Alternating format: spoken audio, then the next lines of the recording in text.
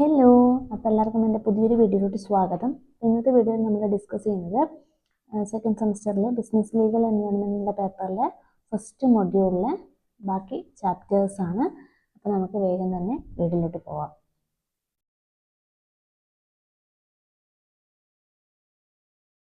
അപ്പോൾ ഫസ്റ്റ് മൊഡ്യൂളിൽ 4 ചാപ്റ്റേഴ്സാണ് വരുന്നത്. അതിൽ ഫസ്റ്റ് ചാപ്റ്റർ എന്ന് പറയുന്നത് ഇന്ത്യൻ കോൺട്രാക്ട് ആക്ട് ആണ്. അത് നമ്മൾ ഓൾറെഡി ഡിസ്കസ് ചെയ്ത് കഴിഞ്ഞു.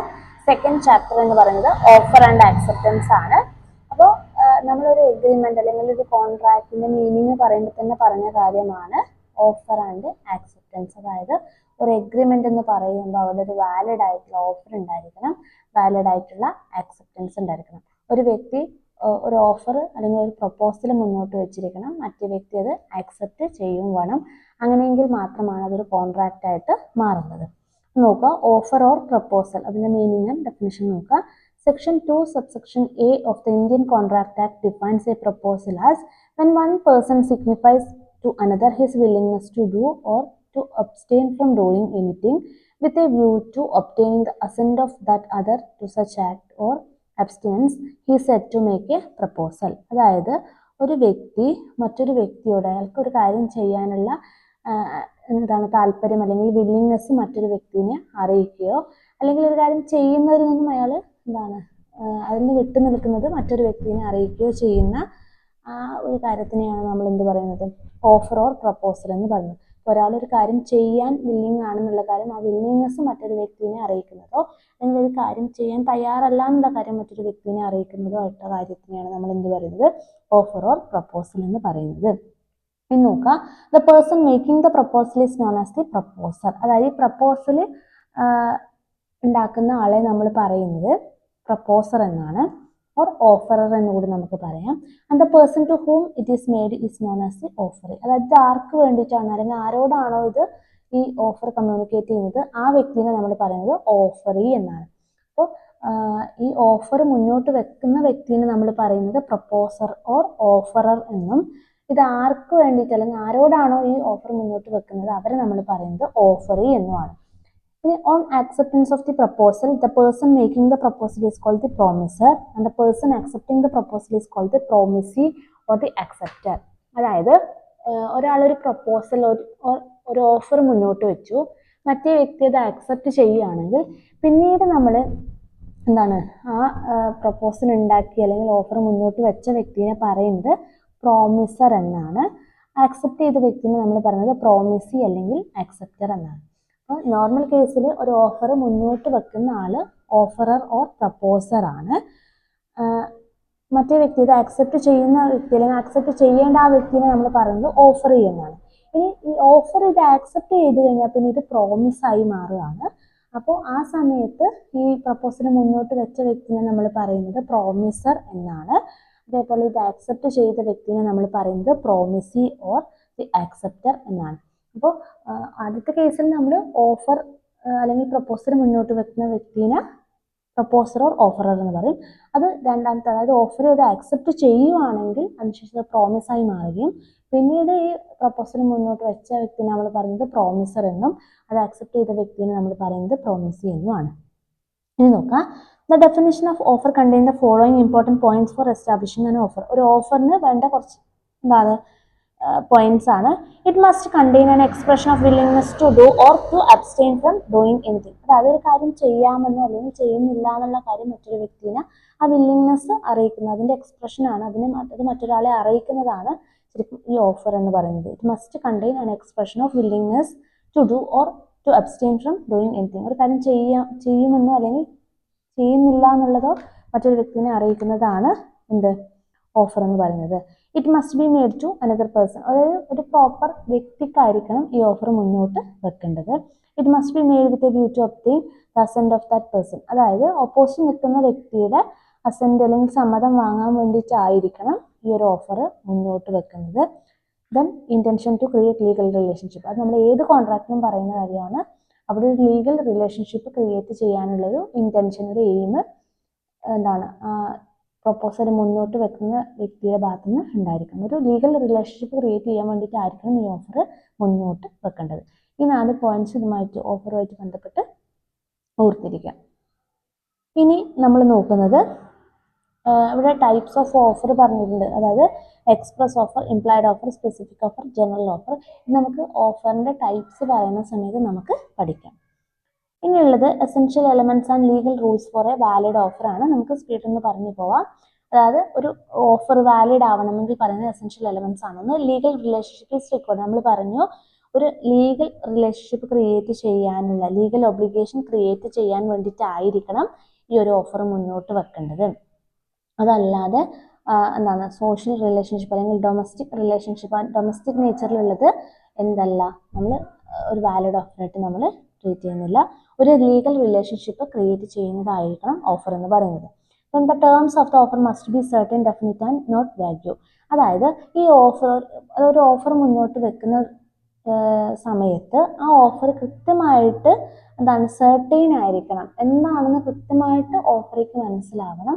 അല്ലാതെ ഒരു കൺഫ്യൂഷൻ ഉണ്ടാക്കുന്ന, ഒരു കൺഫ്യൂസിങ് ആവരുത് എന്നുള്ളതാണ് ഇവിടെ പറയുന്നത്. Not value means not confusing, അതായത് കൺഫ്യൂഷൻ ഉണ്ടാക്കുന്ന തരത്തിലുള്ള ടേംസും കാര്യങ്ങളും ഓഫറിനകത്ത് ഉണ്ടാവാൻ വേണ്ടി പാടില്ല. ടേംസ് സെർട്ടൈൻ ആയിരിക്കണം, ക്ലിയർ ആയിരിക്കണം, ഡെഫിനറ്റ് ആയിരിക്കണം, എന്താണ് ഓഫറിക്ക് മനസ്സിലാവുന്ന രീതിയിൽ ആയിരിക്കണം. Then the offer must be communicated to the offeree. ഈ ഓഫർ കൃത്യമായിട്ട് ആരുമായിട്ട് കമ്മ്യൂണിക്കേറ്റ് ചെയ്യണം? ഓഫറിയുമായിട്ട് കമ്മ്യൂണിക്കേറ്റ് ചെയ്യണം. ഇത് ആക്സെപ്റ്റ് ചെയ്യേണ്ട വ്യക്തി ആരാണ്? ഓഫറിയാണ്. അപ്പോൾ ഓഫറിയുമായിട്ട് കൃത്യമായിട്ട് എന്ത് ചെയ്യണം? ഇത് കമ്മ്യൂണിക്കേറ്റ് ചെയ്യണം. Then offer must be made with a view to obtaining the assent of the other. നമ്മൾ ഓഫറിൻ്റെ കുറച്ച് പോയിന്റ്സ് പറയുമ്പോൾ പറഞ്ഞതാണ്. അതായത് ഓപ്പോസിറ്റ് നിൽക്കുന്ന വ്യക്തിയുടെ അസെന്റ്, സമ്മതം വാങ്ങാനായിരിക്കണം ഈ ഒരു ഓഫർ മുന്നോട്ട് വെക്കുന്നത്. പിന്നെ ഓഫർ മേ ബി കണ്ടീഷണൽ. അതായത് ഈ ഓഫറിൽ ഇപ്പോൾ ഒരാൾ ഒരു ഓഫർ മുന്നോട്ട് വെക്കുന്ന സമയത്ത് കുറച്ച് കണ്ടീഷൻസ് പറഞ്ഞിട്ടുണ്ടെങ്കിൽ ആ കണ്ടീഷൻസോട് കൂടിയിട്ട് മാത്രമേ അതായത് ഓഫറിക്ക് അത് ആക്സെപ്റ്റ് ചെയ്യാൻ വേണ്ടി പറ്റും. ഓഫർ മുന്നോട്ട് വെക്കുന്ന സമയത്ത് പ്രപ്പോസർ അല്ലെങ്കിൽ എന്താണ് ഈ ഓഫറർ കുറച്ച് കണ്ടീഷൻസ് പറയുന്നുണ്ടെങ്കിൽ ആ കണ്ടീഷൻസ് അക്സെപ്റ്റ് ചെയ്താൽ മാത്രമേ ആ ഓഫർ ആക്സെപ്റ്റ് ചെയ്തതായിട്ട് നമ്മൾ ട്രീറ്റ് ചെയ്ത് നോക്കാം. As in an offer conditions are there, it can be accepted only subject to that conditions. If the condition is not accepted, the conditional offer lapses. ആ conditions accept ചെയ്യുന്നില്ലെങ്കിൽ ആ conditional offer lapse ആവും. Okay, അത് ഇല്ലാണ്ടാവുന്നതാണ്. അപ്പോൾ കണ്ടീഷനോട് കൂടിയിട്ടാണ് offer മുന്നോട്ട് വെച്ചതെങ്കിൽ ആ conditions കൂടി അക്സെപ്റ്റ് ചെയ്താൽ മാത്രമേ ആ ഓഫർ വാലിഡ് ആവൂ. ദെൻ അടുത്ത പറയുന്നത് offer should not contain a term the non compliance of which may be assumed to amount to acceptance. അതായത് ഫോർ എക്സാമ്പിൾ നീ ഇങ്ങനെ ചെയ്തില്ലെങ്കിൽ ഇത് അക്സെപ്റ്റ് ചെയ്തതായിട്ട് പരിഗണിക്കും. അങ്ങനെയുള്ള ടേംസ് ഓഫറിനകത്ത് പറയാൻ വേണ്ടി പാടില്ല.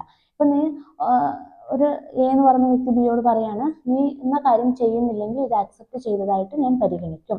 അങ്ങനെ പറഞ്ഞ് ഒരു ഓഫർ മുന്നോട്ട് വെക്കാൻ വേണ്ടി പാടില്ല. അതാണ് offer should not contain a term the non compliance of which may be assumed to amount to acceptance. അതായത് ഒരു കാര്യം ചെയ്യാതിരുന്നാൽ ഇങ്ങനെ ചെയ്തതായിട്ട് അല്ലെങ്കിൽ ഇത് ആക്സെപ്റ്റ് ചെയ്തതായിട്ട് ട്രീറ്റ് ചെയ്യുന്നുള്ളൊരു ടേം ഓഫറിനകത്ത് പറയാൻ വേണ്ടി പാടില്ല. അതാണ് non compliance of which may be assumed to amount to acceptance. അങ്ങനെ ഒരു ടേം ഓഫറിനകത്ത് പറയാൻ വേണ്ടി പാടില്ല. Then an invitation to offer is not an offer. അതായത് നമ്മൾ സാധാരണ ഷോപ്പിലൊക്കെ പോയി കഴിഞ്ഞാൽ ഡിസ്പ്ലേക്ക് ഡ്രസ്സൊക്കെ ഡിസ്പ്ലേക്ക് വെച്ചിട്ട് കാണാം. അതെന്ന് പറഞ്ഞാൽ ഒരു ഇൻവിറ്റേഷൻ ടു ഓഫറാണ്. അതൊരു ഓഫറല്ല, ഒരു ഇൻവിറ്റേഷൻ ടു ഓഫറാണ്. അപ്പോൾ ഇൻവിറ്റേഷൻ ടു ഓഫർ എന്ന് പറയുന്നത് ഒരു ഓഫറായിട്ട് നമുക്ക് പരിഗണിക്കാൻ വേണ്ടി പറ്റില്ല. This type of invitation are not offers. Display of goods by a shopkeeper with price tags is not an offer, but merely an invitation to the public to make an offer to buy the goods at the market prices. അവർ പറഞ്ഞ പ്രൈസിൽ അത് വാങ്ങാൻ വേണ്ടിയിട്ടുള്ള ഒരു invitation മാത്രമാണ്. അത് ശരിക്കും ഒരു ഓഫർ അല്ല. അത് കണ്ടിട്ട് നമ്മൾ പോകുന്ന സമയത്താണ് അവർ ഓഫർ മുന്നോട്ട് വെക്കുന്നത്. അതൊരു ഇൻവിറ്റേഷൻ ആണ്. ഇൻവിറ്റേഷൻ എന്ന് പറയുന്നത് ഒരിക്കലും നമുക്കൊരു ഓഫറായിട്ട് അത് നമ്മൾ വാങ്ങുന്നുണ്ടോ ഓഫറായിട്ട് കാണാൻ നമുക്ക് പറ്റില്ല. അതൊരു ഇൻവിറ്റേഷൻ ടു ഓഫർ മാത്രമാണ്, അതൊരു ഓഫർ അല്ല. ഓക്കെ, അടുത്ത പോയിന്റ്. ഓക്കെ, അപ്പോൾ ഇത്രയും പോയിന്റ്സ് ആണ് പറയുന്നത്. 7 പോയിന്റ്സ് ആണ്. എന്തൊക്കെയാണ് നമ്മൾ പറഞ്ഞത്? ഒന്ന്, ലീഗൽ റിലേഷൻഷിപ്പ് ക്രിയേറ്റ് ചെയ്തിരിക്കണം. ടേംസ് കൃത്യമായിട്ട് സെർട്ടൈൻ ആയിരിക്കണം, ഡെഫിനറ്റ് ആയിരിക്കണം, കൺഫ്യൂസിങ് ആയിരിക്കരുത്. ദെൻ ഓഫറുമായിട്ട് കമ്മ്യൂണിക്കേറ്റ് ചെയ്യാം. പിന്നെ ഈ ഓഫർ മുന്നോട്ട് വെക്കുന്നത് ഓപ്പോസിറ്റ് നിൽക്കുന്ന പാർട്ടിയുടെ അസെന്റ്, സമ്മതം വാങ്ങാനായിരിക്കണം. ഓഫറിൻ്റെ അകത്ത് കണ്ടീഷൻസ് ഉണ്ടെങ്കിൽ കണ്ടീഷൻസോട് കൂടി തന്നെ ആരാ അക്സെപ്റ്റ് ചെയ്യണം? ഓഫറെ അക്സെപ്റ്റ് ചെയ്യണം. ദെൻ ഓഫറിനകത്ത് ഈ അതായത് നോൺ കോംപ്ലയൻസ് ഇങ്ങനെ ചെയ്തില്ലെങ്കിൽ ഇത് അക്സെപ്റ്റ് ചെയ്യുമെന്നുള്ള ടേംസ് ഓഫറിനകത്ത് ഉണ്ടാവാൻ വേണ്ടി പാടില്ല. ദെൻ ഇൻവിറ്റേഷൻ ടു ഓഫർ എന്ന് പറയുന്നത് ഒരിക്കലും ഒരു ഓഫറായിട്ട് നമുക്ക് കാണാൻ വേണ്ടി പറ്റില്ല. ഇനി നമ്മൾ പറയുന്നത് ടൈപ്സ് ഓഫ് ഓഫർ ആണ്. ടൈപ്സ് ഓഫ് ഓഫർ പറയുമ്പോൾ മെയിനായിട്ട് 3 തരത്തിലാണ് ടൈപ്സ് വരുന്നത്. ഒന്ന് on the basis of mode of offer, on the basis of offerees, on the basis of nature of offer. അപ്പോൾ ഇതിൽ മോഡ് ഓഫ് ഓഫറിന്റെ ബേസിൽ നമ്മൾ മെയിനായിട്ട് രണ്ടായിട്ടാണ് ക്ലാസിഫൈ ചെയ്യുന്നത്. ഒന്ന് on the basis mode of offer, it may be either express or implied. Express ആയിട്ടും implied ആയിട്ടാണ് നമ്മൾ ക്ലാസിഫൈ ചെയ്യുന്നത്. ഇതിൻ്റെ ഒരു എക്സ്പ്ലനേഷൻ എന്ന് പറയുന്നത് പേജ് നമ്പർ 23 കൊടുത്തിട്ടുണ്ട്. Okay, express offer, implied offer എന്ന് പറഞ്ഞിട്ടുണ്ട്.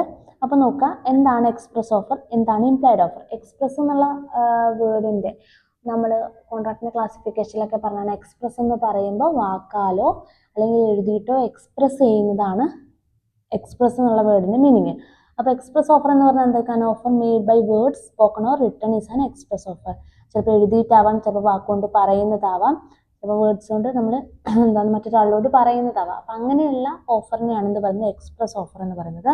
ഇനി ഇംപ്ലൈഡ് ഓഫർ എന്ന് പറഞ്ഞാൽ നമ്മൾ വാക്കാൽ പറയുന്നതോ അല്ലെങ്കിൽ നമ്മൾ എഴുതിയിട്ടോ കാണിക്കുന്നതോ അല്ല, അതല്ലാതെ നമ്മൾ എന്താണ് നമ്മുടെ ആക്ഷനിലൂടെ അങ്ങനെ ഒരു ഓഫർ ഉള്ളതായിട്ട് നമുക്ക് തോന്നുന്നതാണ് ഇംപ്ലൈഡ് ഓഫർ എന്ന് പറഞ്ഞാൽ. Offer made otherwise than in words is an implied offer.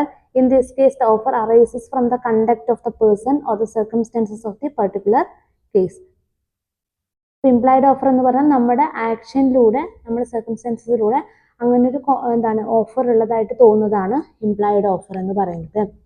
അപ്പോൾ നോക്കി, നമ്മൾ ഒന്നാമത്തെ ക്ലാസിഫിക്കേഷനാണ് on the basis of mode of offer എന്ന് പറയുന്നത്. അതിൽ എക്സ്പ്രസ് ആവാം, ഇംപ്ലൈഡ് ആവാം. എക്സ്പ്രസ് എന്ന് പറഞ്ഞാൽ വാക്കാലോ അല്ലെങ്കിൽ എഴുതിയിട്ടോ എക്സ്പ്രസ് ചെയ്യുന്നത്. ഇംപ്ലൈഡ് എന്ന് പറഞ്ഞാൽ നമ്മുടെ ആക്ഷനിലൂടെ അങ്ങനെ ഒരു ഓഫർ ഉള്ളതായിട്ട് തോന്നുന്നതാണ് ഇംപ്ലൈഡ് ഓഫർ.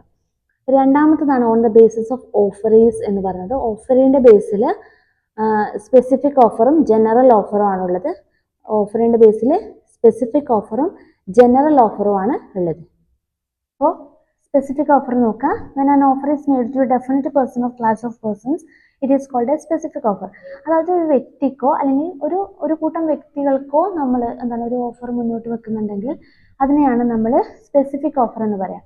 അതായത് മൊത്തത്തിൽ നമ്മൾ ജനറലായിട്ട് കൊടുക്കുന്നതല്ല, ഒരു ഡെഫിനിറ്റ് പേഴ്സണോ അല്ലെങ്കിൽ ഒരു ഗ്രൂപ്പ് ഓഫ് പേഴ്സൺസിന് വേണ്ടി നമ്മൾ ഒരു ഓഫർ മുന്നോട്ട് വെക്കുന്നുണ്ടെങ്കിൽ അതിനെയാണ് സ്പെസിഫിക് ഓഫർ എന്ന് പറയാം. ആ വ്യക്തികൾക്ക് മാത്രമേ, അതായത് നമ്മൾ മുന്നോട്ട് വെക്കുന്ന ആർക്ക് വേണ്ടിയിട്ടാണോ ആ വ്യക്തിക്കോ അല്ലെങ്കിൽ ആ ഗ്രൂപ്പ് ഓഫ് പേഴ്സൺസിന് മാത്രമേ അത് അക്സെപ്റ്റ് ചെയ്യാൻ വേണ്ടി പറ്റൂ. അപ്പോൾ നമ്മളൊരു ഓഫർ മുന്നോട്ട് വെക്കുന്നത് ഒരു വ്യക്തിക്കോ അല്ലെങ്കിൽ ഒരു കൂട്ടം വ്യക്തികൾക്ക് വേണ്ടിയിട്ട് മാത്രമാണെങ്കിൽ അതിനെയാണ് നമ്മൾ സ്പെസിഫിക് ഓഫർ എന്ന് പറയാം. ജനറൽ ഓഫർ എന്ന് പറയുമ്പോൾ when an offer is made to the world at large, അതായത് കോമൺ ആയിട്ട് നമ്മൾ കോമൺ പബ്ലിക്കിന് വേണ്ടിയിട്ട്, ജനറൽ പബ്ലിക്കിന് വേണ്ടിയിട്ട് നമ്മളൊരു ഓഫർ മുന്നോട്ട് വെക്കുന്നത് ആർക്ക് വേണമെങ്കിൽ ഇതിൽ അക്സെപ്റ്റ് ചെയ്യാം, അങ്ങനെയുള്ള ഓഫറിനെയാണ് ജനറൽ ഓഫർ എന്ന് പറയാം. അപ്പോൾ ഓഫറിൻ്റെ ബേസിൽ സ്പെസിഫിക് ഓഫറും ജനറൽ ഓഫറായിട്ട് രണ്ടായിട്ട് തിരിക്കുന്നുണ്ട്. ഇനി വീണ്ടും പേജ് നമ്പർ 27 വരാം. On the basis of nature of ഓഫറിൻ്റെ ബേസിൽ നമ്മൾ cross offer, standing offer, counter offer ഇങ്ങനെ മൂന്നായിട്ട് ക്ലാസിഫൈ ചെയ്യുന്നുണ്ട്. On the basis of nature of ഓഫറിൽ cross offer, standing offer, counter offer. Cross offer നോക്കാം. when two parties make identical offers to each other is ignorance of each other's offer, the offers are cross offers. അതായത് അങ്ങോട്ടും ഇങ്ങോട്ടും പരസ്പരം offer മുന്നോട്ട് വെക്കുന്നതാണ്. അതായത് എയും ബിയും അങ്ങോട്ടും ഇങ്ങോട്ടും പരസ്പരം ഓഫർ മുന്നോട്ട് വെക്കുകയാണ്. എ ബിയുടേത് എന്താണ് ഓഫർ ഇഗ്നോർ ചെയ്യാണ്, അതേപോലെ ബി എയുടെ ഓഫർ ഇഗ്നോർ ചെയ്തുകൊണ്ട് പരസ്പരം അങ്ങോട്ടും ഇങ്ങോട്ടും ഒരേ സമയത്ത് ഐഡന്റിക്കൽ ആയിട്ട് ഓഫർ മുന്നോട്ട് വെക്കുന്നുണ്ടെങ്കിൽ അതിനെ ക്രോസ് ഓഫർ എന്ന് പറയും. They shall not constitute acceptance of one's offer by other. അതായത് ഇവർ പരസ്പരം അക്സെപ്റ്റ് ചെയ്യുന്നത് പകരം അങ്ങോട്ടും ഇങ്ങോട്ടും ഓഫർ വെക്കുകയാണ്, അല്ലെങ്കിൽ ഒരാൾക്ക് ഇഗ്നോർ ചെയ്തുകൊണ്ട് പരസ്പരം അങ്ങോട്ടും ഇങ്ങോട്ടും ഓഫർ മുന്നോട്ട് വെക്കുന്നതാണ്. Then standing offer അഥവാ open offer. Offers made for the continuous supply of a certain article at a certain rate over a definite period of time are known as standing offers. Standing offers open offer എന്നറിയപ്പെടുന്നു. അതായത് കുറേ കാലത്തേക്ക്, ഒരു നിശ്ചിത സമയത്തേക്ക് നമ്മൾ എന്താണ് offer മുന്നോട്ട് വെക്കുന്നതാണ് സ്റ്റാൻഡിങ് ഓഫർ. അതായത് ഇത് കൂടുതലും സർട്ടൻ ആർട്ടിക്കിൾസ് സപ്ലൈ ചെയ്യുന്ന, കണ്ടിന്യൂസ് ആയിട്ട് സപ്ലൈ ചെയ്യുന്ന സമയത്ത് ഒരു ഡെഫിനറ്റ് പീരീഡ്, ഒരു നിശ്ചിത പീരീഡ് ഓഫ് ടൈമിലേക്ക് നമ്മൾ എന്താണ് ഈ ഓഫർ മുന്നോട്ട് വെക്കുന്നതാണ് സ്റ്റാൻഡിങ് ഓഫർ അഥവാ ഓപ്പൺ ഓഫർ എന്ന് പറയുന്നത്. ദെൻ കൗണ്ടർ ഓഫർ എന്ന് പറഞ്ഞാൽ an original offer is rejected and A new offer is made, it is known as counter offer. ഇപ്പൊ എ എന്ന് പറയുന്ന വ്യക്തി ഒരു ഓഫർ മുന്നോട്ട് വെച്ചു, ബി അത് റിജക്ട് ചെയ്തുകൊണ്ട് ബി പുതിയൊരു ഓഫറും ഇങ്ങോട്ട് എന്താണ് എക്ക് വെക്കുന്നുണ്ടെങ്കിൽ അതിനെയാണ് കൗണ്ടർ ഓഫർ എന്ന് പറയുക. ഒറിജിനൽ ഓഫർ റിജക്ട് ചെയ്തുകൊണ്ട് പുതിയൊരു ഓഫർ മുന്നോട്ട് വെക്കുന്നതാണ് കൗണ്ടർ ഓഫർ എന്ന് പറയുന്നത്. അപ്പൊ ഇത്രയാണ് നേച്ചർ ഓഫ് ഓഫറിന്റെ ബേസിൽ cross offer, standing offer, counter offer. അടുത്തത് എന്താണ് ആക്സെപ്റ്റൻസ്. നമ്മൾ ഓഫർ ആൻഡ് ആക്സെപ്റ്റൻസ് എന്നുള്ളതാണ് ഈ ചാപ്റ്ററിന്റെ പേര്. അപ്പോൾ ആക്സെപ്റ്റൻസ് നോക്കുക. Section 2 subsection B states that when the person to whom the proposal is made signifies his assent thereto, the proposal is said to be accepted. അതായത് നമ്മൾ പറഞ്ഞല്ലോ പ്രപ്പോസർ ഒരു ഓഫർ മുന്നോട്ട് വെക്കും, മറ്റേ വ്യക്തി അത് ആക്സെപ്റ്റ് ചെയ്യും. അപ്പോൾ ആ ആക്സെപ്റ്റ് ചെയ്യുന്ന അല്ലെങ്കിൽ അതിന് എന്താണ് അസെന്റ് കൊടുക്കുന്ന, സമ്മതം കൊടുക്കുന്ന ആ ഒരു പ്രോസസ്സിനാണ് നമ്മൾ എന്ത് പറയാ, ആക്സെപ്റ്റൻസ് എന്ന് പറയുന്നത്. A proposal when accepted becomes A promise. നമ്മൾ നേരത്തെ പറഞ്ഞതാണ് പ്രൊപ്പോസൽ അല്ലെങ്കിൽ ഓഫർ ആക്സെപ്റ്റ് ചെയ്യുന്ന സമയത്ത് അതൊരു പ്രോമിസ് ആയിട്ട് മാറും. In other words an acceptance is the consent given to offer. ഓഫറിന് കൊടുക്കുന്ന കൺസെന്റിനെയാണ് നമ്മൾ എന്ത് പറയാ, ആക്സെപ്റ്റൻസ് എന്ന് പറയാം. This acceptance is the assent given to the proposal and it has the effect of converting the proposal into promise. അതായത് ഈ ആക്സെപ്റ്റൻസ് എന്ന് പറയുന്നത് അതിനൊരു അസെന്റ് കൊടുക്കുന്നതാണ്, കൺസെന്റ് കൊടുക്കുന്നതാണ്. ഈ കൺസെന്റ് കൊടുത്തു കഴിഞ്ഞാൽ, ഈ അസെന്റ് കൊടുത്തു കഴിഞ്ഞാൽ ആ പ്രൊപ്പോസൽ പ്രോമിസ് ആയിട്ട് മാറും. അപ്പോൾ ഇത് നമ്മൾ നേരത്തെ പറഞ്ഞ കാര്യമാണ്. പ്രൊപ്പോസൽ പ്രോമിസ് ആയിട്ട് മാറുക എന്താണ്, അവിടെ ഓഫർ ചെയ്ത് ആക്സെപ്റ്റ് ചെയ്യുന്ന സമയത്താണ്. ഓക്കെ, ഇനി ആർക്കൊക്കെ ഇത് ആക്സെപ്റ്റ് ചെയ്യാന്നുള്ളതാണ്. സ്പെസിഫിക് ഓഫറിൽ നമ്മൾ നേരത്തെ പറഞ്ഞു ആർക്ക് വേണ്ടിയിട്ടാണ് ഓഫർ മുന്നോട്ട് വെക്കുന്നത്, ആ വ്യക്തിക്ക് മാത്രമേ അല്ലെങ്കിൽ ആ ഗ്രൂപ്പ് ഓഫ് പേഴ്സൺസിന് മാത്രമേ അത് ആക്സെപ്റ്റ് ചെയ്യാൻ വേണ്ടി പറ്റൂ. ജനറൽ ഓഫർ എന്ന് പറയുമ്പോൾ പബ്ലിക്കിന് വേണ്ടി കൊടുക്കുന്നതാണ്, ആർക്ക് വേണമെങ്കിലും അത് ആക്സെപ്റ്റ് ചെയ്യാം. Then essentials and legal rules for a valid acceptance. ഒരു ഓഫർ വാലിഡ് ആവണമെന്നുള്ള എസെൻഷ്യൽസ് നമ്മൾ പറഞ്ഞു. അതേപോലെ ഒരു ആക്സെപ്റ്റൻസ് വാലിഡ് ആവണമെന്നുള്ള എസെൻഷ്യൽസ് ആണ്. ഒന്ന്, acceptance may be express or implied. നമ്മൾ ഓഫർ പറഞ്ഞ പോലെ തന്നെയാണ്, എക്സ്പ്രസ് ആവാം, ഇംപ്ലൈഡ് ആവാം. ആക്സെപ്റ്റൻസ് എന്ന് പറയുന്നത് എക്സ്പ്രസ് ആവാം, വാക്കാലോ എഴുതിയിട്ടോ എക്സ്പ്രസ് ചെയ്യുന്നതാവാം, അല്ലെങ്കിൽ ഇംപ്ലൈഡ് നമ്മുടെ ആക്ഷനിലൂടെ നമുക്ക് എന്താണ് കൺവേ ചെയ്യാം എന്നുള്ളതാണ് acceptance may be express or ഇംപ്ലൈഡിൽ പറയുന്നത്. Second one, acceptance must be absolute and unqualified. അതായത് നോക്കുക, the acceptor must comply with the terms of the offer and even the slightest deviation from the terms of the offer makes the acceptance invalid. അതായത് acceptor എന്ന് പറഞ്ഞാൽ ആരാണോ ഇത് accept ചെയ്യുന്ന വ്യക്തിയാണ് acceptor എന്ന് പറയുന്നത്. ഓക്കെ, ഈ ആക്സെപ്റ്റർ എന്ത് ചെയ്യുന്ന വെച്ചാൽ നമ്മൾ ഈ ഓഫറിൽ പറഞ്ഞിരിക്കുന്ന മുഴുവൻ ടേംസും മനസ്സിലാക്കിയിട്ട് അല്ലെങ്കിൽ മുഴുവനായിട്ടും അതിനെ ആക്സെപ്റ്റ് ചെയ്യണം. അതിൽ വരുന്ന, അതായത് ഓഫർ മുന്നോട്ട് വെക്കുമ്പോൾ പറഞ്ഞ കാര്യങ്ങളിൽ വരുന്ന സ്ലൈറ്റസ്റ്റ് ചെറിയൊരു ഡീവിയേഷൻ പോലും ആ ഓഫർ അല്ലെങ്കിൽ ആ ആക്സെപ്റ്റൻസ് ഇൻവാലിഡ് ആക്കാൻ കാരണമാവും. അതായത് എന്താണോ ഓഫറിൽ പറഞ്ഞിരിക്കുന്നത് മുഴുവനായിട്ടും അതേ രീതിയിൽ അതിനെ ആക്സെപ്റ്റ് ചെയ്യണം.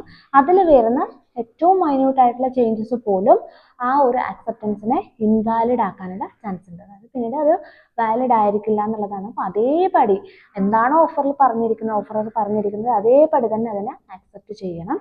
അതല്ലെങ്കിൽ അത് ഇൻവാലിഡ് ആവും എന്നുള്ളതാണ്. പിന്നെ acceptance must be communicated to offeror. നമ്മൾ പറഞ്ഞു ഓഫർ മുന്നോട്ട് വെക്കുന്ന സമയത്ത് അത് ഓഫറുമായിട്ട് കമ്മ്യൂണിക്കേറ്റ് ചെയ്യണം.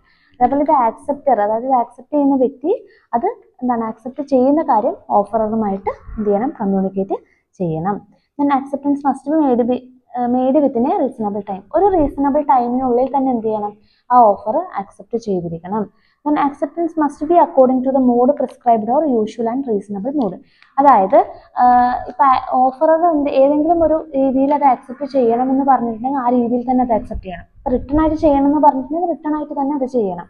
അപ്പോൾ ഏത് മോഡിലാണോ പറഞ്ഞിരിക്കുന്നത് അതേ രീതിയിൽ അത് ചെയ്യുക. ഇനി പ്രത്യേകിച്ച് ഒരു മോഡും എന്താണ് കൃത്യമായിട്ട് പ്രിസ്ക്രൈബ് ചെയ്യുന്നില്ലെങ്കിൽ യൂഷ്വൽ ആൻഡ് റീസണബിൾ മോഡിൽ എന്ത് ചെയ്യുക, സാധാരണ രീതിയിൽ അത് എന്ത് ചെയ്യുക, ആക്സെപ്റ്റ് ചെയ്യുക എന്നുള്ളതാണ്. Then the acceptor must be aware of the proposal at the time of the offer. അതായത് acceptance must be given after receiving the offer. If the acceptor is not aware of the existence of the offer and conveys his acceptance to no contract comes into being. അതായത് ഈ acceptor ആ സമയത്ത് offer നിലവിലുണ്ടോ എന്നുള്ള കാര്യം എന്താണ് അറിഞ്ഞിരിക്കണം. Acceptor must be aware of the proposal at the time of the offer. ആ ഇത് ആക്സെപ്റ്റ് ചെയ്യുന്ന സമയത്ത് ആ ഓഫർ നിലവിലുണ്ടോ എന്നുള്ള കാര്യം ആരറിഞ്ഞിരിക്കണം? ആക്സെപ്റ്റർ. ഇത് ആക്സെപ്റ്റ് ചെയ്യുന്ന വ്യക്തി അതിനെക്കുറിച്ച് അവെയർ ആയിരിക്കണം. ആക്സെപ്റ്റ് ചെയ്യുന്ന കാര്യത്തിനെ കുറിച്ച് അവെയർ ആയിരിക്കണം. അത് ഇപ്പം നിലവിലുണ്ടോ എന്നുള്ള കാര്യത്തെക്കുറിച്ച് അവെയർ ആയിരിക്കണം. then acceptance must be given before the offer lapses or before the offer is withdrawn. അതായത് ഓഫറർ ഈ ഓഫർ മുന്നോട്ട് വെച്ച ശേഷം അത് വിഡ്രോ ചെയ്തിട്ടുണ്ടോ, അല്ലെങ്കിൽ അതിന് ടൈം തീരുന്നതിന് മുന്നേ എന്ത് ചെയ്യണം? ആക്സെപ്റ്റ് ചെയ്യണം. അപ്പോൾ ഒരു ടൈം കൃത്യമായിട്ട് പറഞ്ഞിട്ടുണ്ടെങ്കിൽ ആ ടൈം തീരുന്നതിന് മുന്നേ അത് ആക്സെപ്റ്റ് ചെയ്യണം. അതല്ലെങ്കിൽ ആ ഓഫറർ വിഡ്രോ ചെയ്യുന്നതിന് മുന്നേ അത് ആക്സെപ്റ്റ് ചെയ്തിരിക്കണം. അതിനുശേഷം ചെയ്യുന്നതൊന്നും വാലിഡ് ആയിരിക്കില്ല. Then acceptance cannot be implied from silence. നമുക്ക് ഒരിക്കലും ഒരാൾ സൈലന്റ് ആയിട്ട് ഇരുന്ന് കഴിഞ്ഞാൽ അത് ആക്സെപ്റ്റൻസ് ആയിട്ട് നമുക്ക് കരുതാൻ വേണ്ടി പറ്റില്ല. The offeree remains silent, no contract is formed. അതായത് അയാൾ സൈലന്റ് ആയിട്ട്, നമ്മൾ നേരത്തെ ഓഫറിന്റെ കേസ് നമ്മൾ പറഞ്ഞതാണ്, നോൺ കോംപ്ലിയൻസ് നമുക്ക് ഒരിക്കലും ഒരു വാലിഡ് ഓഫർ ആയിട്ട് നമുക്ക് കരുതാൻ വേണ്ടി പറ്റില്ല. അപ്പൊ അതേപോലെ തന്നെ ആക്സെപ്റ്റൻസ് ആയാൽ, അതായത് ആക്സെപ്റ്റ് ചെയ്യുന്ന വ്യക്തി ഒന്നും സംസാരിക്കുന്നില്ല, സൈലന്റ് ആണെങ്കിൽ അത് ആക്സെപ്റ്റ് ചെയ്തു എന്ന് നമുക്ക് ട്രീറ്റ് ചെയ്യാൻ വേണ്ടി പറ്റില്ല. അപ്പോൾ ഈ 8 പോയിന്റ്സ് ആണ് ഒരു ആക്സെപ്റ്റൻസ് വാലിഡ് ആക്കാനുള്ള എസെൻഷ്യൽ എലമെന്റ്സ് എന്ന് പറയുന്നത്. ക്ലിയർ ആയി എന്ന് വിചാരിക്കുന്നു. ദെൻ അതിൽ വരുന്ന ലാസ്റ്റ് ടോപ്പിക് ആണ് when does an offer comes to an end. എപ്പോഴാണ് ഒരു ഓഫർ എൻഡ് ആവുന്നത്? റിവോക്കേഷൻ ഓഫ് ആൻ ഓഫർ ആണ്. ഒരു ഓഫർ എൻഡ് ആവുന്നത് എപ്പോഴൊക്കെയാണ്? ഒന്ന്, by communication of notice of revocation. An offer may be revoked by the offeror at any time as it has not been accepted by the offeree. A person who makes an offer can withdraw it at any time before acceptance. Notice of revocation will take effect only when it comes to the knowledge of the offeree. Notice of revocation must come from the proposer or his duly authorized agent. അതായത് ഈ offer മുന്നോട്ട് വെച്ച വ്യക്തിയെയാണ് നമ്മൾ offerer എന്ന് പറയാം. ഓഫറർക്ക് എപ്പോൾ വേണമെങ്കിലും അയാൾ മുന്നോട്ട് വെച്ച ഓഫർ വിഡ്രോ ചെയ്യാം. അതായത് ഓഫർ ഇത് ആക്സെപ്റ്റ് ചെയ്യുന്നതിന് മുന്നേ എപ്പോൾ വേണമെങ്കിലും അത് എന്ത് ചെയ്യാം? ഓഫറർക്ക് വിഡ്രോ ചെയ്യാം എന്നുള്ളതാണ്. അങ്ങനെ വിഡ്രോ ചെയ്യുന്ന കാര്യം, അല്ലെങ്കിൽ ആ ഓഫർ പിൻവലിക്കുന്ന കാര്യം ആരെ അറിയിച്ചിരിക്കണം? ഓഫറീനെ അറിയിച്ചിരിക്കണം. അത് ഓഫറെ അറിയുന്ന സമയത്താണ് notice of revocation will take effect. അതായത് ഈ ഒരു കാര്യം ഓഫറെ അറിഞ്ഞാൽ മാത്രമേ അത് വാലിഡ് ആയിരിക്കുള്ളൂ. Notice of revocation must come from the proposer of his duly authorised agent. അതായത് പ്രപ്പോസർക്കോ അല്ലെങ്കിൽ ഓഫറർക്കോ അല്ലെങ്കിൽ ഓഫറർ ഓതറൈസ് ചെയ്യുന്ന ഏജന്റിനോ എന്ത് ചെയ്യാം? അത് വിഡ്രോ ചെയ്യാനുള്ള റൈറ്റ് ഉണ്ട്. First one, by communication of notice of revocation. അതായത് ഈ ഒരു ഓഫർ പിൻവലിക്കുന്നു അല്ലെങ്കിൽ വിഡ്രോ ചെയ്യുന്നു എന്നുള്ളത് കാര്യം ഓഫറിനെ അറിയിച്ചു കഴിഞ്ഞാൽ എപ്പോൾ വേണമെങ്കിലും, അതായത് ഈ ഓഫർ ഇത് ആക്സെപ്റ്റ് ചെയ്യുന്നതിന് മുന്നേ എപ്പോൾ വേണമെങ്കിലും ഓഫർക്ക് അത് വിഡ്രോ ചെയ്യാം എന്നുള്ളതാണ്. Second one, by lapse of time. ഇപ്പോൾ ഒരു ഓഫർ മുന്നോട്ട് വെക്കുന്ന സമയത്ത് ഈ ഇത്ര ഒരു ടൈം പീരീഡ്, ഇപ്പോൾ ഒരു 3 മാസത്തിനുള്ളിൽ ഓഫർ ആക്സെപ്റ്റ് ചെയ്യണം എന്ന് പറഞ്ഞിട്ടുണ്ടെങ്കിൽ ആ 3 മാസം തീരുന്നതോടുകൂടി ആ ഓഫറിന്റെ കാലാവധി എന്ത് ചെയ്യും? തീരും. അപ്പോൾ ആ ഒരു ഓഫർ എൻഡ് ആവും എന്നുള്ളതാണ്. By lapse of time. Time തീരുന്നതനുസരിച്ച് അത് ലാപ്സ് ആയി പോകും, അല്ലെങ്കിൽ ഓഫർ എൻഡ് ആയി പോകും. Then by the failure of the acceptor to fulfil a condition precedent to the acceptance. അതായത് ചില കണ്ടീഷൻസ്, നമ്മൾ കണ്ടീഷണൽ ഓഫർ ആണെങ്കിൽ, കണ്ടീഷൻ പറഞ്ഞിട്ടുണ്ടെങ്കിൽ ആ കണ്ടീഷൻ മുഴുവനും അക്സെപ്റ്റ് ചെയ്ത് കഴിഞ്ഞാൽ മാത്രമേ അത് വാലിഡ് ആവും. കണ്ടീഷൻ മുഴുവനും അക്സെപ്റ്റ് ചെയ്യുന്നില്ലെങ്കിൽ നമ്മളെ ഈ ഒരു ഓഫർ അവിടെ എൻഡ് ആവും. അപ്പോൾ കണ്ടീഷണൽ ഓഫർ ആണെങ്കിൽ കണ്ടീഷൻസ് മുഴുവനും ചെയ്താൽ മാത്രമേ അത് വാലിഡ് ആയിരിക്കുള്ളൂ. കണ്ടീഷൻസ് മുഴുവനും ചെയ്യുന്നില്ലെങ്കിൽ ആ ഓഫർ എൻഡ് ആകും. By death or insanity of the proposer അല്ലെങ്കിൽ ഓഫർ മുന്നോട്ട് വെക്കുന്ന ആൾ മരിച്ചു പോയാലോ അതായത് അവര് മരണം അല്ലെങ്കിൽ ഇൻസാനിറ്റി എന്ത് ചെയ്യും? ഈ ഒരു ഓഫർ എൻഡ് ആവും.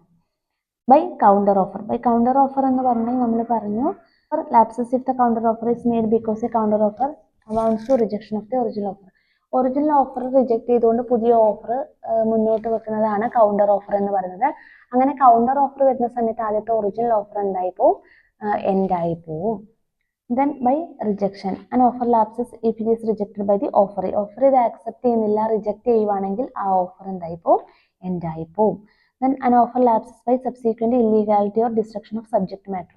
അതായത് ഇപ്പോൾ ഒരു ഓഫർ മുന്നോട്ട് വെക്കുന്ന സമയത്ത് ഉണ്ടായിരുന്ന ആ സബ്ജക്ട് മാറ്റർ നശിച്ചു പോവുകയോ അല്ലെങ്കിൽ പിന്നീട് അത് ഇല്ലീഗൽ ആവുകയോ ചെയ്തിട്ടുണ്ടെങ്കിൽ, ഓഫർ ആക്സെപ്റ്റ് ചെയ്യാൻ നേരം ഇല്ലീഗൽ ആവുകയോ ചെയ്തിട്ടുണ്ടെങ്കിൽ ആ ഓഫർ എൻഡ് ആവും. അതിന്റെ സബ്ജക്ട് മാറ്റർ ഇല്ലാതായി കഴിഞ്ഞാൽ പിന്നെ ആ ഓഫർ എൻഡ് ആവും എന്നുള്ളതാണ് 7ാമത്തെ പോയിന്റിൽ പറയുന്നത്. അപ്പൊ ഇത്രയാണ്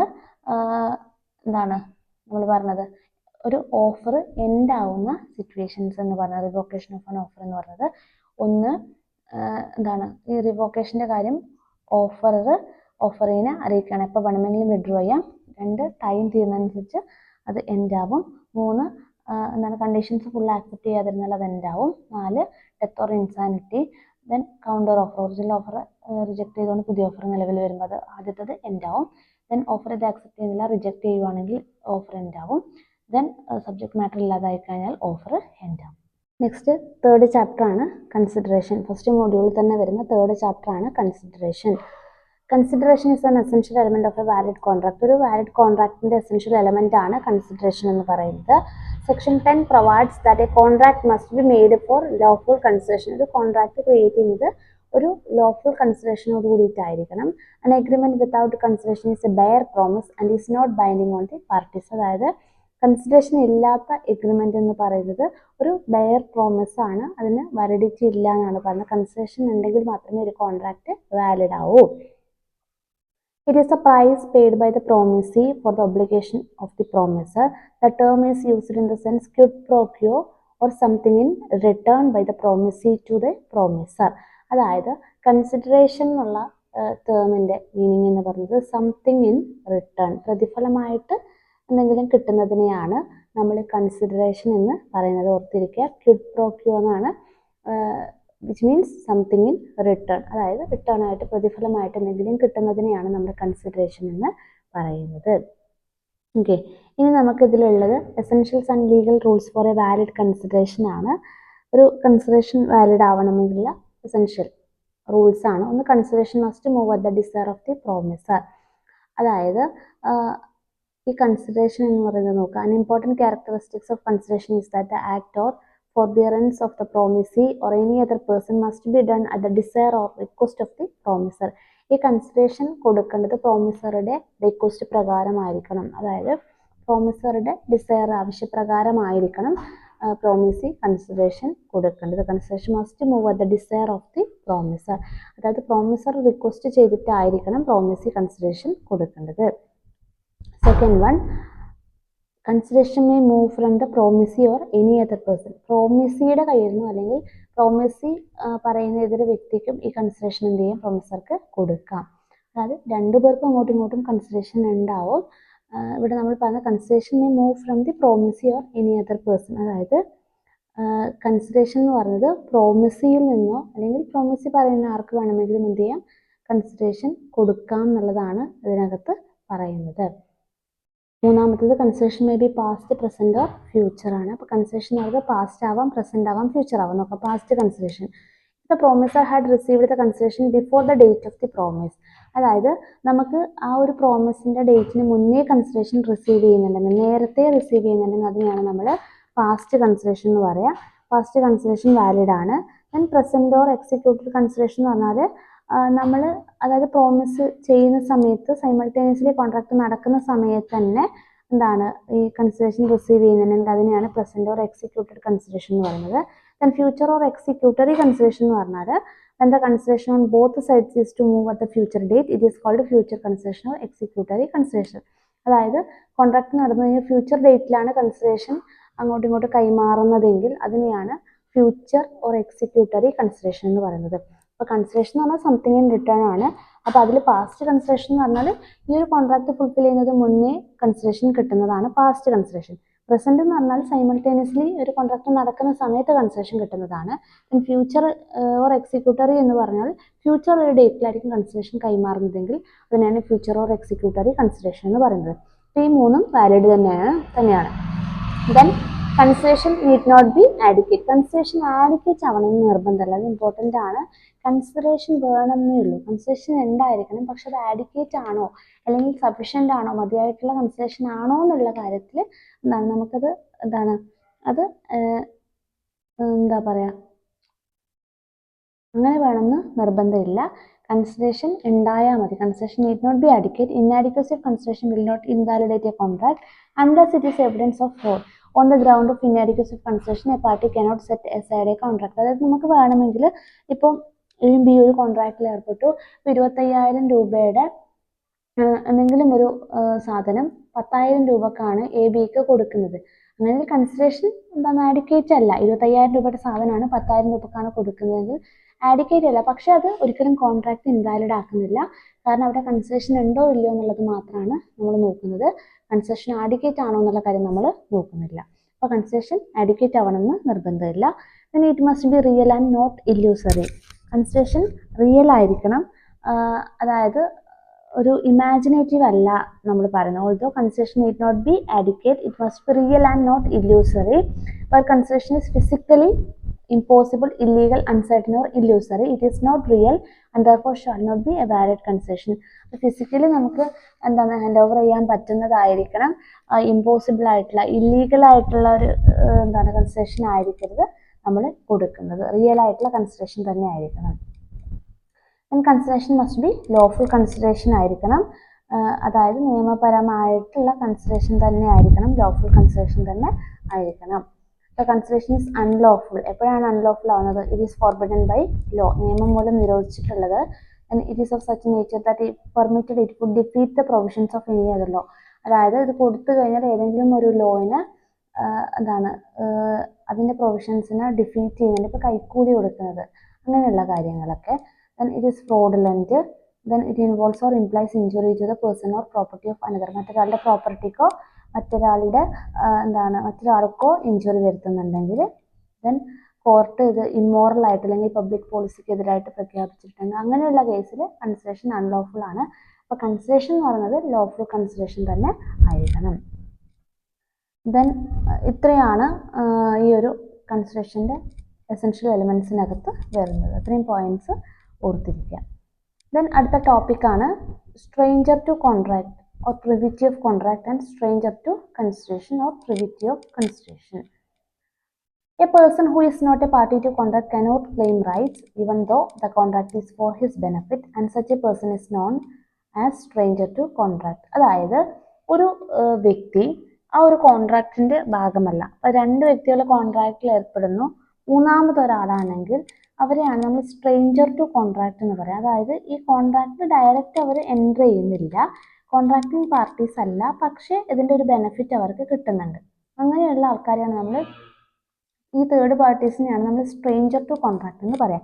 A person who is not a party to contract cannot claim rights even though the contract is for his benefit and such a person is known as stranger to contract. അങ്ങനെയുള്ള ആൾക്ക് അതിൻ്റെ benefit കിട്ടുന്നുണ്ടെങ്കിൽ പോലും ആ ഒരു കോൺട്രാക്റ്റിൽ വരുന്ന റൈറ്റ്സും കാര്യങ്ങളും അവർക്ക് claim ചെയ്യാൻ വേണ്ടി പറ്റില്ല. Similarly when consideration is furnished not by the promisee but by a third person, the promisee become a stranger to consideration. അതായത് ചില കേസിൽ ഈ കൺസിഡറേഷൻ കൊടുക്കുന്നത് പ്രോമിസി അല്ല, നമ്മളിപ്പോൾ പറഞ്ഞ ഈ തേർഡ് പാർട്ടി ആണെങ്കിൽ ആ പ്രോമിസിനെ നമ്മൾ പറയുന്നത് സ്ട്രേഞ്ചർ ടു കൺസിഡറേഷൻ എന്നുള്ളതാണ്. സ്ട്രേഞ്ചർ ടു കൺസിഡറേഷൻ എന്നുള്ളതാണ് നമ്മൾ പറയുന്നത്. ഓക്കെ, അപ്പോൾ നമ്മൾ സ്ട്രേഞ്ചർ ടു കോൺട്രാക്റ്റിൽ പറഞ്ഞത് സ്ട്രേഞ്ചർ ആയിട്ടുള്ള ഒരാൾക്ക് കോൺട്രാക്റ്റിൻ്റെ ക്ലെയിംസും കാര്യങ്ങളും റൈറ്റ്സും കാര്യങ്ങളും ക്ലെയിം ചെയ്യാൻ വേണ്ടി പറ്റില്ല എന്നുള്ളതാണ്. ദെൻ താഴെ exception to the rule that a stranger to a contract cannot sue. നമ്മൾ പറഞ്ഞു സ്ട്രേഞ്ചർക്ക് കേസ് ഫയൽ ചെയ്യാൻ വേണ്ടി പറ്റില്ല, അതിൻ്റെ റൈറ്റ്സ് ക്ലെയിം ചെയ്യാൻ വേണ്ടി പറ്റില്ല. പക്ഷെ അതിന് ചില എക്സെപ്ഷണൽ കേസ് ഉണ്ട്. ചില കേസിൽ എന്ത് ചെയ്യാം, സ്ട്രേഞ്ചർ ടു കോൺട്രാക്റ്റിന് എന്ത് ചെയ്യാം, ഈ കോൺട്രാക്ച്വൽ റൈറ്റ്സ് ക്ലെയിം ചെയ്യാൻ വേണ്ടി പറ്റുന്നതാണ് കേസ് പറയുന്നത്. ഒന്ന് ട്രസ്റ്റ് ആണ്. പിന്നെ contract creating a trust create ചെയ്യുന്നതാണെങ്കിൽ ആ ബെനിഫിഷ്യറി അതിൻ്റെ സ്ട്രേഞ്ചർ ആണെങ്കിൽ പോലും എന്ത് ചെയ്യാൻ പറ്റും, റൈറ്റ്സ് ക്ലെയിം എടുക്കാൻ വേണ്ടി പറ്റും. അപ്പോൾ ഒന്നാമത്തെ കേസ് ട്രസ്റ്റ് ആണ്. ദെൻ രണ്ട് provisions made in marriage settlement. അതായത് ഒരാളുടെ മാരേജുമായിട്ട് ബന്ധപ്പെട്ട കാര്യമാണെങ്കിൽ അവർക്ക് എന്ത് ചെയ്യാം, സ്ട്രേഞ്ചർ ആണെങ്കിലും സ്യൂ ചെയ്യാൻ വേണ്ടി പറ്റും. And an agreement is made in connection with marriage and provision is made for the benefit of a person, he may sue although he is not a party to the agreement. ആ ഒരു എഗ്രിമെൻറ്റിൽ അവർ party അല്ലെങ്കിൽ പോലും ആ third പാർട്ടിയുടെ മാരേജിൻ്റെ ബേസിലാണ് ആ ഒരു contract form ചെയ്തതെങ്കിൽ അതിന് ബെനിഫിറ്റ് കിട്ടുന്നവർക്കല്ലേ, അപ്പോൾ അവർക്ക് എന്ത് ചെയ്യാം, അതിൻ്റെ റൈറ്റ്സ് ക്ലെയിം ചെയ്യാൻ വേണ്ടി പറ്റും. Then where provision is made in a partition or family arrangement for the maintenance or marriage expenses of female members. അതായത് ചില കുടുംബത്തിലെ ഫീമെയിൽ മെമ്പേഴ്സിൻ്റെ മാരേജുമായിട്ട് ബന്ധപ്പെട്ട എക്സ്പെൻസ്, അതായത് HUFൻ്റെ കേസിലാണ് ഇത് പറയുന്നത്, മാരേജ് ആയിട്ട് ബന്ധപ്പെട്ട ഫീമെയിൽ മെമ്പേഴ്സിൻ്റെ മാരേജുമായിട്ട് ബന്ധപ്പെട്ട കേസാണെങ്കിൽ ഈ ഫീമെയിൽ മെമ്പേഴ്സിന് എന്ത് ചെയ്യാൻ പറ്റും, അത് കേസ് ഫയൽ ചെയ്യാനും അതിൻ്റെ റൈറ്റ്സ് ക്ലെയിം ചെയ്യാനും പറ്റും. Then contracts entered in through an agent, അതായത് പ്രിൻസിപ്പാളിന് എന്ത് ചെയ്യാൻ പറ്റും, ഏജൻറ്റ് വഴി ചെയ്ത കോൺട്രാക്ട്സ് എന്ത് ചെയ്യാൻ പറ്റും, അതിൻ്റെ റൈറ്റ്സ് പ്രിൻസിപ്പാളിന് ക്ലെയിം ചെയ്തെടുക്കാൻ വേണ്ടി പറ്റും. അപ്പോൾ ഇത്രയും പോയിന്റ്സ് അതിൽ ഓർത്തിരിക്കുക. ദെൻ കോൺട്രാക്ട്സ് വിത്തൗട്ട് കൺസിഡറേഷൻ, നമ്മൾ പറഞ്ഞു കൺസിഡറേഷൻ ഇല്ലെങ്കിൽ കോൺട്രാക്റ്റ് ഇല്ല എന്നുള്ളതാണ് നമ്മൾ പറഞ്ഞത്. അപ്പോൾ കൺസിഡറേഷൻ ആഡിക്കേറ്റ് ആവണം നിർബന്ധമില്ല, പക്ഷേ കൺസിഡറേഷൻ അവിടെ ഉണ്ടായിരിക്കണം എന്നുള്ളതാണ് നമ്മൾ പറയുന്നത്. അപ്പോൾ നോ കൺസിഡറേഷൻ നോ കോൺട്രാക്ട് എന്നാണ് നമ്മൾ സാധാരണ പറയുന്നത്. Consideration is an essential element of a valid contract. A promise without consideration is null and void. കൺസിഡറേഷൻ ഇല്ലാത്ത പ്രോമിസിനെ നമ്മൾ നൾ ആൻഡ് വോയിഡ് എന്നാണ് പറയുന്നത്. It is called a naked promise or nudum pactum എന്ന് നമ്മൾ പറയും. അതായത് കൺസിഡറേഷൻ ഇല്ലാതെ നമുക്കൊരു കോൺട്രാക്ട് ഫോം ചെയ്യാൻ പറ്റില്ല. കൺസിഡറേഷൻ ഇല്ലാത്തതിനെ നമ്മൾ നൾ ആൻഡ്, അതായത് അതിന് വാലിഡിറ്റി ഇല്ല എന്നുള്ളതാണ്, നൾ ആൻഡ് വോയിഡ് ആയിട്ടാണ് നമ്മൾ ട്രീറ്റ് ചെയ്യുന്നത്. പക്ഷേ ചില കേസിൽ കൺസിഡറേഷൻ ഇല്ലെങ്കിൽ പോലും കോൺട്രാക്ട് വാലിഡ് ആവുന്നുണ്ട്. അതാണ് എക്സെപ്ഷൻ ടു കൺസിഡറേഷൻ എന്ന് പറഞ്ഞ് കൊടുത്തിരിക്കുന്നത്. അതായത് the following are the exception to the general rule no consideration no contract. Consideration ഇല്ലാതെ കോൺട്രാക്ട് വാലിഡ് ആയിരിക്കില്ല എന്നുള്ളത് പറയുന്നതിന് ഒരു എക്സെപ്ഷണൽ കേസാണ്. അതായത് കൺസിഡറേഷൻ ഇല്ലെങ്കിലും കോൺട്രാക്ട് വാലിഡ് ആവുന്ന കേസസ് ആണ് നമ്മൾ താഴെ പറയാൻ വേണ്ടി പോകുന്നത്. ഒന്ന്, promise made on account of natural love and affection. അതായത് നാച്ചുറൽ ലവിൻ്റെയും അഫെക്ഷൻ്റെയും ബേസിൽ നമ്മൾ ഫോം ചെയ്യുന്നത്, അവിടെ കൺസിഡറേഷൻ ഇല്ലെങ്കിൽ പോലും അത് വാലിഡ് ആണ്. ഇവിടെ എക്സാമ്പിൾ പറഞ്ഞിരിക്കുന്നത് ഹസ്ബൻഡും വൈഫും തമ്മിലുള്ള ഒരു കേസാണ്. അപ്പോൾ അതിൽ നാച്ചുറൽ ലവ് ആൻഡ് അഫെക്ഷൻ്റെ ബേസിൽ നമ്മൾ ഫോം ചെയ്യുന്നത് കൺസിഡറേഷൻ ഇല്ലെങ്കിൽ പോലും അത് വാലിഡ് ആയിട്ടുള്ള കോൺട്രാക്റ്റ് ആയിരിക്കും. Then promise to compensate for voluntary service, അതായത് നമ്മൾ മുന്നേ എടുത്ത ഏതെങ്കിലും വോളണ്ടറി സർവീസസിൻ്റെ മുന്നേ നമ്മൾ ചെയ്ത പാസ്റ്റിൽ നമ്മൾ ചെയ്ത വോളണ്ടറി സർവീസസിൻ്റെ കോമ്പൻസേഷൻ കൊടുക്കുന്നതാണ്. When a contract relates to a promise to compensate wholly or in part a person who had already voluntarily done something for the promiser or something which the promiser could be legally compelled to do, that must have been done voluntarily and for the promiser who must have been in existence at the time when the act was done. The intention of the promiser must have been compensate the promisee. അതായത് മുന്നേ പാസ്റ്റിൽ ചെയ്തതായിരിക്കും, voluntary services ചെയ്തതായിരിക്കും. അപ്പോൾ അത് ഇപ്പോൾ compensate ചെയ്യുന്നുണ്ടെങ്കിൽ അത് valid തന്നെ ആണ്. Then agreement to pay a time barred ഡെപ്റ്റ്, അതായത് ഓൾറെഡി ടൈം ബാർഡ് ആയിപ്പോയി, ആ ഡെപ്റ്റിൻ്റെ കാലാവധി തീർന്നു പോയി. അപ്പം അങ്ങനെയുള്ള ഡെപ്റ്റ് വീണ്ടും ഡെപ്റ്റർ കോമ്പൻസേറ്റ് ചെയ്യുന്നുണ്ടെങ്കിൽ, ആ പൈസ കൊടുക്കാമെന്ന് പറയുന്നുണ്ടെങ്കിൽ അതും വാലിഡ് തന്നെയാണ്. ദെൻ കോൺട്രാക്ട് ഓഫ് ഏജൻസിയുടെ കേസിൽ നമുക്ക് ഏജൻസി കോൺട്രാക്ട് ക്രിയേറ്റ് ചെയ്യാൻ വേണ്ടിയിട്ട് അത് നിർബന്ധമില്ല, കൺസിഡറേഷൻ നിർബന്ധമില്ല. ഓക്കെ, അപ്പോൾ അത്രയും കാര്യം ഇതിൽ ഓർത്തിരിക്കുക. ഇനി ചാപ്റ്റർ 4 ആണ് capacity to contract. Capacity to contract എന്ന് പറയുമ്പോൾ ആരൊക്കെയാണ് ഒരു കോൺട്രാക്റ്റിൽ എൻ്റർ ചെയ്യാൻ വേണ്ടി കേപ്പബിൾ ആയിട്ടുള്ള ആൾക്കാർ എന്നുള്ളതാണ് നമ്മൾ പറയുന്നത്. കോമ്പീറ്റൻ്റ് ആയിട്ടുള്ള ആൾക്കാരെന്നാണ് നമ്മൾ പറയുന്നത്. അതിൽ നമ്മൾ പറയുന്ന കാര്യം എന്ന് വെച്ചാൽ, ഒന്ന്, he has attained age of majority, അതായത് മേജർ ആയിട്ടുള്ള ആൾക്കാർക്ക് കോൺട്രാക്ട് എൻ്റർ ചെയ്യാം. പിന്നെ he's of sound mind persons contract enter ചെയ്യാം. He's not disqualified from contracting by any other law, അതായത് ഒരു ലോയിലും ഡിസ്ക്വാളിഫൈ ചെയ്യാത്ത ആൾക്കാർക്ക്, ഒരു ലോയും വിലക്കിയിട്ട്, നിയമം മൂലം ഒരാളെയും വിലക്കിയിട്ടില്ലാത്ത, ഒരു കോൺട്രാക്ട് എൻ്റർ ചെയ്യുന്നതിനും വിലക്കിയിട്ടില്ലാത്ത ആർക്കും ഒരു കോൺട്രാക്ട് എൻ്റർ ചെയ്യാം. അപ്പോൾ മേജർ ആയിരിക്കണം, സൗണ്ട് മൈൻഡ് പേഴ്സൺ ആയിരിക്കണം. സൗണ്ട് മൈൻഡ് പേഴ്സൺ ബുദ്ധിസ്ഥിരതയുള്ള ആൾക്കാരായിരിക്കണം.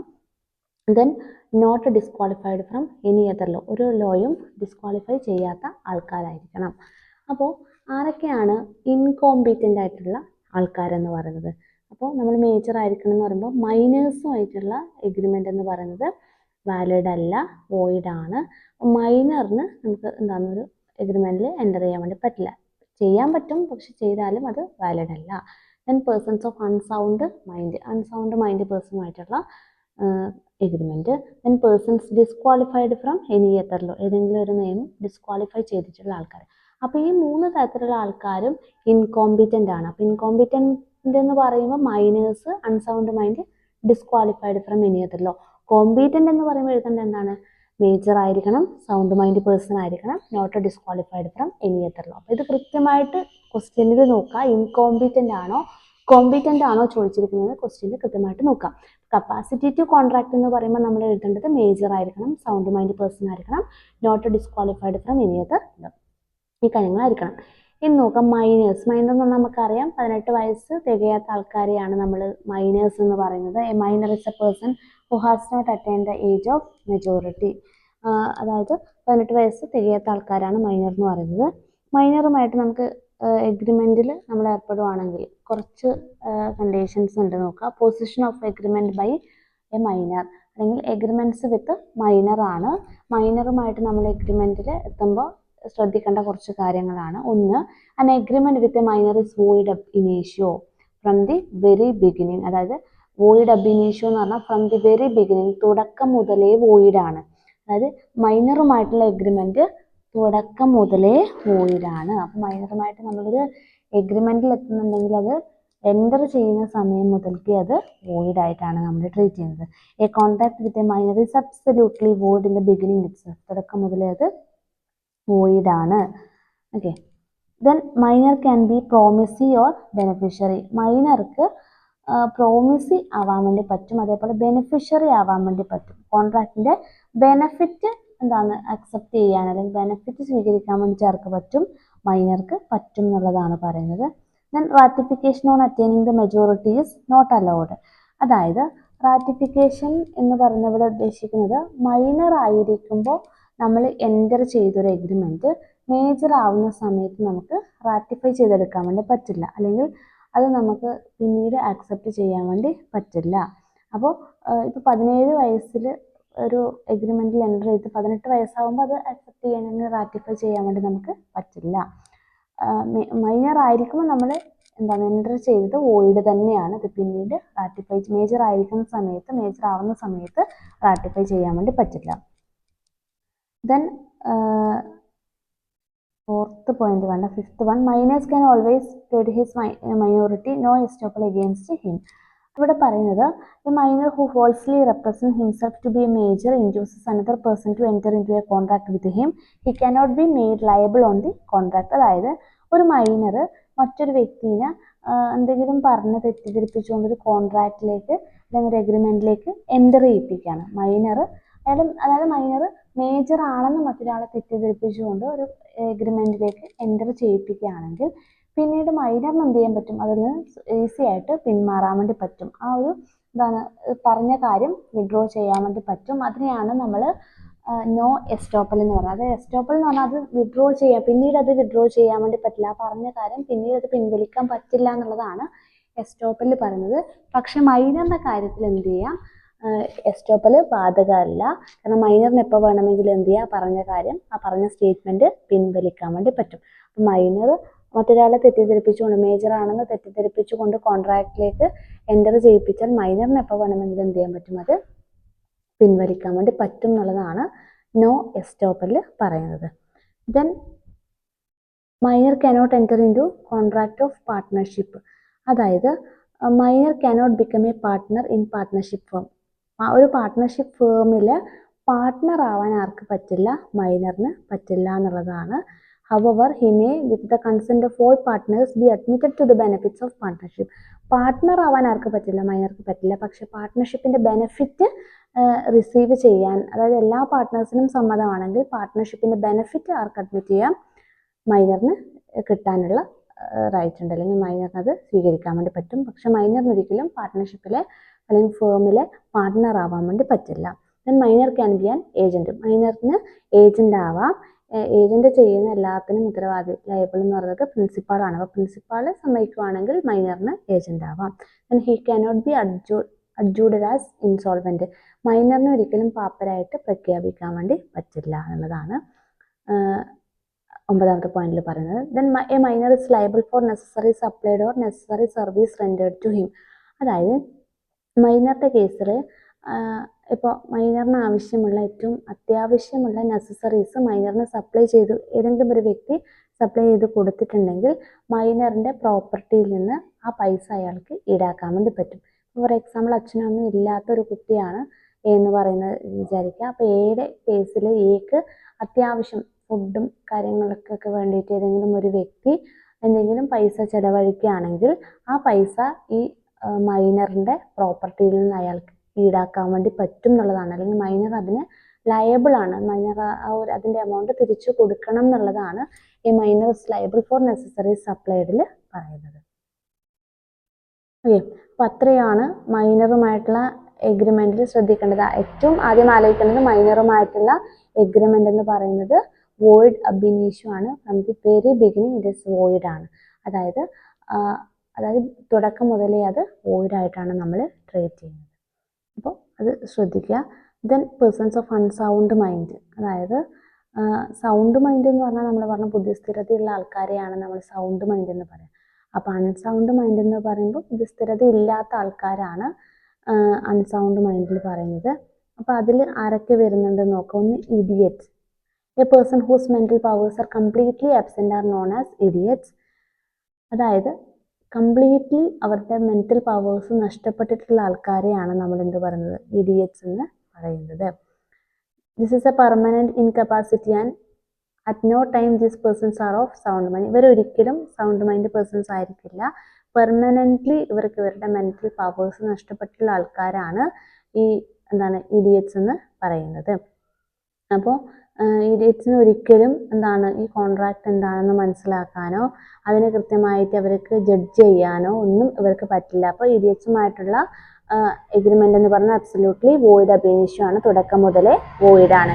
ഇപ്പം മൈനറിൻ്റെ കേസിൽ നമ്മൾ പറഞ്ഞത് മൈനർ സ്വന്തമായിട്ട് 18 വയസ്സ് തികയാത്ത ഒരാൾക്ക് സ്വന്തമായിട്ട് എല്ലാ കാര്യങ്ങളും മനസ്സിലാക്കിയെടുക്കാനും അതിനകത്ത് ചിന്തിച്ച് അതിൻ്റെ ആഫ്റ്റർ എഫക്ട്സ് മനസ്സിലാക്കാനെന്നുള്ള ഒരു പക്വത, ഒരു മെച്യൂരിറ്റിയും കാര്യങ്ങളും മൈനറിൻ്റെ കേസിൽ വന്നിട്ടുണ്ടാവില്ല. അപ്പോൾ അതുകൊണ്ടാണ് മൈനറുമായിട്ടുള്ളത് നമ്മൾ വോയിഡ് അബ് ഇനിഷ്യോ എന്ന് പറയുന്നത്. അതേപോലെ തന്നെയാണ് ഇഡിയറ്റ്സും. ഇവർക്ക് ഇവരുടെ സ്ഥിരമായിട്ട് ഇവരുടെ മെൻ്റൽ പവേഴ്സ് ഇവർക്ക് നഷ്ടപ്പെട്ടതുകൊണ്ട് ഇവർക്ക് ഒരിക്കലും എന്ത് ചെയ്യാൻ പറ്റില്ല, കോൺട്രാക്റ്റിൻ്റെ കാര്യങ്ങൾ മനസ്സിലാക്കാനും പറ്റില്ല. ഇവരുമായിട്ടുള്ള എഗ്രിമെൻറ്റും വോയിഡ് അബ് ഇനിഷ്യോ ആണ്. Then lunatic. ലുനാറ്റിക് എന്ന് പറഞ്ഞാൽ അതായത് ചില ഇവൻസ് കാരണം കുറച്ച് നാളത്തേക്ക് ഇവർക്ക് മെൻ്റൽ ഡിസോർഡേഴ്സ് ഉണ്ടാവുന്നതാണ്, അല്ലെങ്കിൽ മെൻ്റൽ സ്ട്രെയിൻ ഉണ്ടാവുന്നതാണ് ലുനാറ്റിക് എന്ന് പറയുന്നത്. A lunatic is a person who suffers a serial mental disorder due to some mental strain or serious mental shock or any highly tragic event. അതായത് എന്തെങ്കിലും ഒരു ഇവൻറ്റ് സംഭവിച്ചതുകൊണ്ട് ഇവർക്ക് ഉണ്ടാവുന്ന മെൻ്റൽ ട്രോമേനെയാണ് നമ്മൾ ലുനാറ്റിക് എന്ന് പറയുന്നത്, അല്ലെങ്കിൽ ആ പേഴ്സൺസിനെയാണ് നമ്മൾ ലുനാറ്റിക് എന്ന് പറയുന്നത്. He remains sometimes under madness and other time under lucidity. അതായത് ചില സമയത്ത് മാത്രമേ ഇവർക്ക് ഈ ഒരു മാഡ്നസ് ഉണ്ടാവും, ചില സമയത്ത് ഇവർ നോർമൽ ആയിരിക്കും. അപ്പോൾ lunatic is not liable for agreements entered into during the period of his madness. ആ മാഡ്നസ് ഉണ്ടാകുന്ന സമയത്ത് ഇവരുമായിട്ട് കോൺട്രാക്റ്റിൽ എൻ്റർ ചെയ്യാത്തതാണ് നല്ലത്. However, he is bound by that agreement which has been entered into during his lucid interval. അതായത് ഇവർ normal ആയിരിക്കുന്ന സമയത്ത് ഇവരുമായിട്ട് നമുക്ക് എഗ്രിമെൻറ്റിൽ എൻ്റർ ചെയ്യാം. Then drunken or intoxicated persons. Drunken or intoxicated persons means മദ്യപിച്ചിട്ടുള്ള ആൾക്കാരും അതേപോലെ ലഹരി ഉപയോഗിക്കുന്ന ആൾക്കാരുമായിട്ടുള്ള ആ സമയത്ത് അവർ ഇത് ഉപയോഗിക്കുന്ന സമയത്തുള്ള എഗ്രിമെൻ്റ് എന്ന് പറയുന്നത് void ആണ്. A drunken or intoxicated person suffers from temporary incapacity to contract. That is, at the time when he is not drunk or intoxicated, that he is incapable of forming a rational judgment. അതായത് ഈ ഒരു ടൈമിൽ ഇപ്പോൾ ഇവർ ലഹരി ഉപയോഗിച്ചിരിക്കുന്ന ഈ ഒരു ടൈമിൽ അവർക്ക് കൃത്യമായിട്ട് ജഡ്ജ് ചെയ്യാനുള്ളൊരു മെൻ്റൽ പവർക്ക് അവർക്ക് ആ സമയത്ത് ഉണ്ടാവണം എന്നില്ല. അപ്പോൾ ആ ഒരു സമയത്ത് നമ്മൾ കോൺട്രാക്റ്റിൽ എൻ്റർ ചെയ്യാത്തതാണ് നല്ലത്. അല്ലാത്ത ടൈമിൽ നമുക്ക് എന്ത് ചെയ്യാം, ഇവരുമായിട്ട് എഗ്രിമെൻറ്റിൽ എൻ്റർ ചെയ്യാൻ വേണ്ടി പറ്റും. Then persons disqualified by other law. അതായത് മൂന്നാമത്തെ കാറ്റഗറിയാണ്. നമ്മൾ ആദ്യം പറഞ്ഞത് ഇൻകോമ്പിറ്റൻ്റ് ആയിട്ടുള്ള ആൾക്കാരൊന്നും മൈനറാണ്. Then unsound mind person. 3 persons disqualified by any other law. അതിൽ പറയുന്ന ഒന്ന് അലിയൻ എനിമിയാണ്. അലിയൻ എനിമി എന്ന് വെച്ചാൽ ഫോറിൻ സിറ്റിസൺ ആണ്. ഈ ഫോറിൻ കൺട്രിയും നമ്മുടെ രാജ്യവും തമ്മിൽ വാറായിരിക്കുന്ന സമയത്താണ് അലിയൻ എനിമി ആവുന്നത്. ഫോറിൻ കൺട്രിയും നമ്മുടെ രാജ്യവും തമ്മിൽ പീസാണ്, സമാധാനത്തിലാണെങ്കിൽ അലിയൻ ഫ്രണ്ടാണ്. വാർ ആവുന്ന സമയത്ത്, യുദ്ധത്തിലാവുന്ന സമയത്താണ് അലിയൻ എനിമിയാവുന്നത്. അപ്പം അലിയൻ എനിമി ആയിട്ടുള്ള എഗ്രിമെൻ്റ് എന്ന് പറയുന്നത് എന്താണ്, അതിന് അവർ ഈ അലിയൻ എനിമീസിനെ പൊതുവെ ഡിസ്ക്വാളിഫൈ ചെയ്തിട്ടാണ് ഉള്ളത്. രണ്ട് ഫോറിൻ സോവറൻസ് ആൻഡ് അംബാസിഡേഴ്സ് ആണ്, അതായത് ഫോറിൻ കൺട്രിയിലെ അഡ്മിനിസ്ട്രേറ്റീവിൽ ഇരിക്കുന്ന ആൾക്കാരാണ്. അപ്പോൾ these person can sue others to enforce the contract entered upon with them, but they cannot be sued without obtaining the prior sanction of the central government. Central government approval ഉണ്ടെങ്കിൽ മാത്രമേ ഇവരുമായിട്ട് നമുക്ക് എന്താണ് agreement അല്ലെങ്കിൽ കോൺട്രാക്റ്റിൽ എത്താൻ വേണ്ടി പറ്റൂ. അല്ലാത്ത കേസിൽ ഇവർ ഡിസ്ക്വാളിഫൈ ചെയ്തിട്ടാണ് ഉള്ളത്. ദെൻ കൺവിക്ട് മീൻസ് കുറ്റവാളികളാണ്. A convict is a person who is sentenced by a competent court to the death sentence or imprisonment. ചിലപ്പോൾ എന്താണ് ഇംപ്രിസൺമെൻറ്റ് കിട്ടിയിട്ടുള്ള ആൾക്കാരായിരിക്കും. അപ്പോൾ ഈ കുറ്റവാളികൾ, ശിക്ഷിക്കപ്പെട്ട കുറ്റവാളികളെയാണ് നമ്മൾ കൺവിക്റ്റ് എന്ന് പറയുന്നത്. ഇവരെ എന്ത് ചെയ്തിട്ടുണ്ട്, കോൺട്രാക്റ്റിൽ എൻ്റർ ചെയ്യുന്നതിൽ നിന്നും ഡിസ്ക്വാളിഫൈ ചെയ്തിട്ടുണ്ട്. ദെൻ പിന്നെ അതിൽ വരുന്നത് ഇൻസോൾവൻ്റ് ആണ്. ഇൻസോൾവൻ്റ് പാപ്പരായിട്ട് പ്രഖ്യാപിച്ചു കഴിഞ്ഞാൽ പിന്നെ നമുക്ക് എന്ത് ചെയ്യാൻ പറ്റില്ല, കോൺട്രാക്റ്റിൽ എൻ്റർ ചെയ്യാൻ വേണ്ടി പറ്റില്ല. ദെൻ കോർപ്പറേഷൻസ് ആൻഡ് കമ്പനീസിൽ പറയുന്നത് പൊതുവെ, അതായത് കമ്പനീസിന് എന്ത് ചെയ്യാം, കോൺട്രാക്റ്റിൽ എൻ്റർ ചെയ്യാം.